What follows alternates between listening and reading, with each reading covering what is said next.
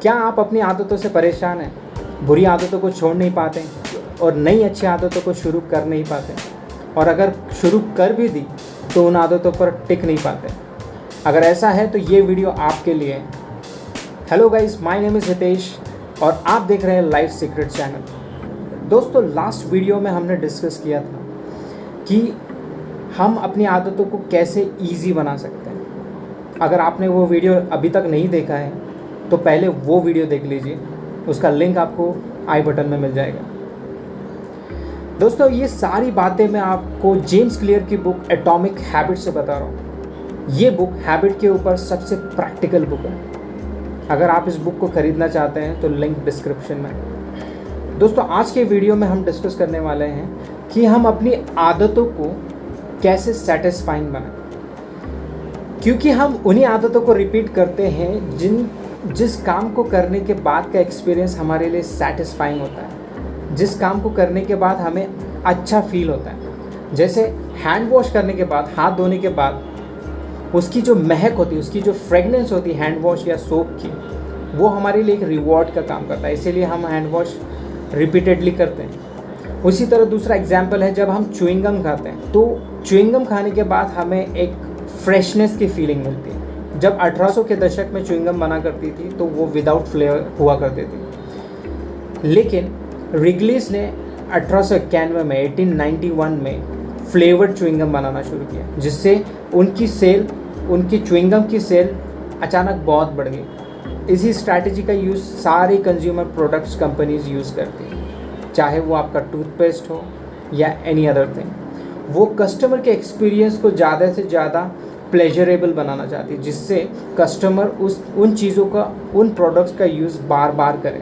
इसीलिए सारे टूथपेस्ट में फ्लेवर होता है, मिंट फ्लेवर होता है या किसी न किसी तरह का फ्लेवर होता है, जिससे हमें फ्रेशनेस महसूस हो। इसीलिए उन प्रोडक्ट्स की सेल ज़्यादा होती है। और दूसरी बात, जिस किसी काम को करने के बाद हमें इमीडिएट रिवॉर्ड मिलता है, वो काम हम बार बार रिपीट करते हैं। और जिस काम को करने के बाद की फीलिंग या एक्सपीरियंस पनिशेबल होता है, मतलब तकलीफ, जिस काम को करने में हमें तकलीफ होती है, वो काम हम अवॉइड करना चाहते हैं या नहीं करना चाहते हैं। इसीलिए बुरी आदतें जल्दी बनती हैं और अच्छी आदतें बनने में बहुत तकलीफ होती है और बहुत टाइम लगता है। जैसे फॉर एग्जांपल अगर बात करें हम स्मोकिंग की, तो स्मोकिंग शॉर्ट टर्म में तो आपको प्लेजर देता है, लेकिन लॉन्ग टर्म में आपको कई सारी कैंसर जैसी भयानक बीमारियां देता है।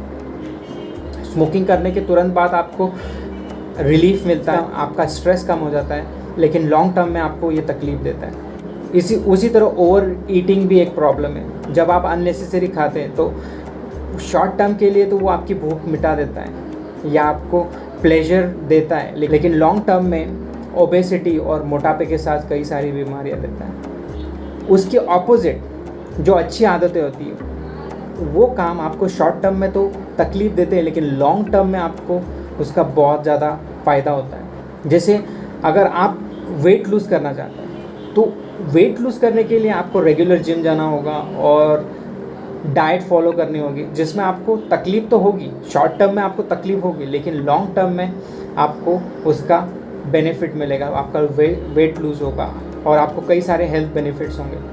वैसे ही आप अगर किसी नई लैंग्वेज को सीखते हैं तो शुरुआत में तो आपको इमीडिएट क्या मिलता है, इमीडिएटली तो आपको बहुत तकलीफ होती है उस लैंग्वेज को सीखने में, लेकिन लॉन्ग टर्म में आपको फ़ायदा होता है। तो यदि आप भी अपनी आदतों की एंडिंग को सेटिस्फाइंग बनाना चाहते हैं तो आप रीइंफोर्समेंट टेक्निक का यूज़ कर सकते हैं। तो इस टेक्निक में जो भी काम या जो भी आदत आप बनाना शुरू करना चाहते हैं, उस काम करने के तुरंत बाद आपको रिवॉर्ड देना है।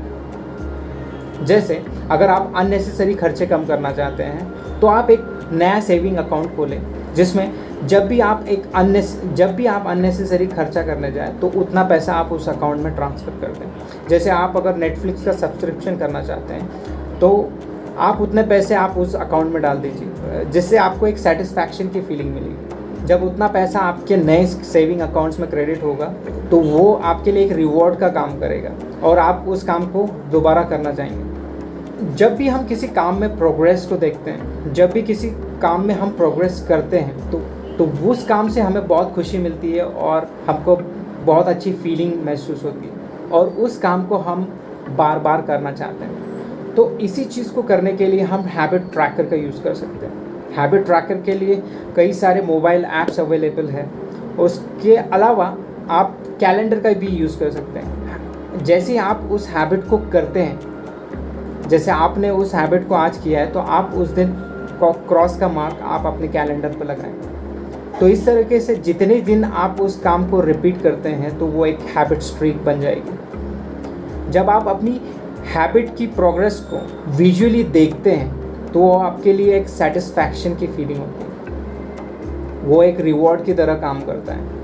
और जब आप उस रिवॉर्ड को विजुअली देखते हैं अपने आंखों के सामने, तो आप उस काम को बार बार रिपीट करना चाहेंगे। इस तरीके से आप एक अच्छी आदत को कंटिन्यू कर सकते हैं, एक अच्छी आदत को लंबे समय तक या हमेशा के लिए कर सकते हैं। इस हैबिट ट्रैकर का यूज़ मैंने पर्सनली अपनी प्राणायाम और मेडिटेशन की आदत को करने के लिए लगाया, और मैंने कंटिन्यूस, जब से मैंने इस टेक्निक का यूज़ किया, मैं लगातार 6 महीने से उन आदतों को कर रहा हूँ। और जब भी आप इस हैबिट ट्रैकर का यूज़ करें तो आप कोशिश करें कि इस चेन को ना तोड़ें। अगर आप किसी दिन आपसे वो आदत मिस हो भी जाती है, आप कोशिश कीजिए कि उसके तुरंत दूसरे दिन आप उस आदत को तुरंत शुरू कर दीजिए।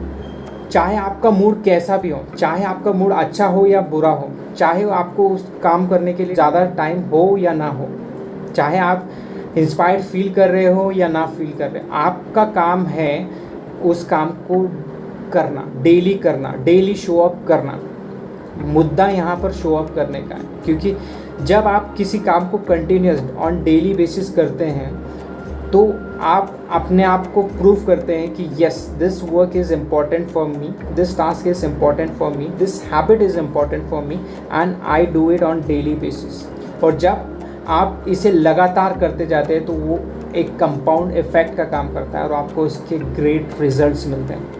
उसी प्रकार अगर आप किसी आदत को छोड़ना चाहते हैं तो आप आपकी हैबिट की एंडिंग को डिससेटिस्फाइंग बनाएं, अनसेटिस्फाइंग बनाएं या पेनफुल बनाएं, जिससे आप उस काम को रिपीट नहीं करेंगे। क्योंकि ऐसा देखा गया है, जिस काम को करने के बाद आपको पेन होता है, जो काम आपके लिए बहुत क्रिटिकल या सीवियर होता है, आप उन चीज़ों से बहुत जल्दी सीखते हैं। और इस ट्रिक का यूज़ हमारी डेली लाइफ में हम ऑलरेडी देखते हैं। जैसे अगर आपका बिल समय पर पे नहीं करते तो आपको लेट फ़ी पे करना पड़ती है, तो आपको एक्स्ट्रा पैसा देना पड़ता है उसके लिए, जिससे नेक्स्ट टाइम आप आपके बिल को ऑन टाइम पे करते हैं। दूसरा एग्जांपल आपको स्कूल एंड कॉलेजेस में देखने को मिलता है, जहाँ पर आपकी ग्रेड, आपके मार्क्स, आपकी अटेंडेंस के साथ लिंक किए जाते हैं। अगर आपकी अटेंडेंस कम होती है तो इसका इफेक्ट आपके ग्रेड या आपके मार्क्स पर भी पड़ता है।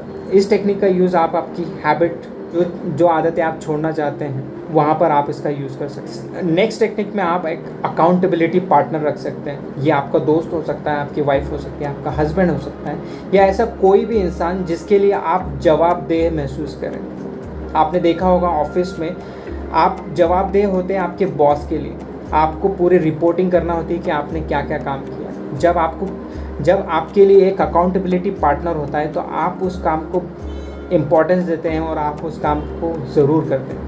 वैसा ही स्कूल कॉलेजेस में हमारे अकाउंटेबिलिटी पार्टनर होते हैं, हमारे टीचर्स, हमारे प्रोफेसर्स, जो कि हमारे प्रोग्रेस पर हमेशा नज़र रखते हैं। हम उनके लिए रिस्पॉन्सिबल होते हैं, हमें हमारी प्रोग्रेस उन्हें बतानी होती है। इसीलिए हम अपने काम को इम्पोर्टेंस देते हैं और उस काम को वक्त रहते ख़त्म करते हैं। जब हमारे पास कोई अकाउंटेबिलिटी पार्टनर होता है तो हमें महसूस होता है कि समवन इज़ वॉचिंग मी, कोई मुझे देख रहा है, तो तब हम अपने काम को इम्पोर्टेंस देते हैं और उस काम को ज़रूर फिनिश करते हैं, उस काम को ज़रूर कंटिन्यू करते हैं। तो आप एक अपने लिए अकाउंटेबिलिटी पार्टनर बनाइए, जो कि आपको आपकी हैबिट बनाने में या आपको हैबिट छुड़ाने में बहुत हेल्प करेगा। तो ये थी गाइस कुछ टेक्निक्स कि कैसे हम अपनी आदत को या अपने रिवॉर्ड को ज़्यादा से ज़्यादा सेटिस्फाइंग बनाएं, जिससे हम अपनी आदत को रिपीट कर सकें, अच्छी आदतों को रिपीट कर सके और बुरी आदतों को छोड़ सके। तो आज के लिए बस इतना ही, मिलते हैं नेक्स्ट वीडियो में। So this is Hitesh signing out until we meet again. Take care, bye bye.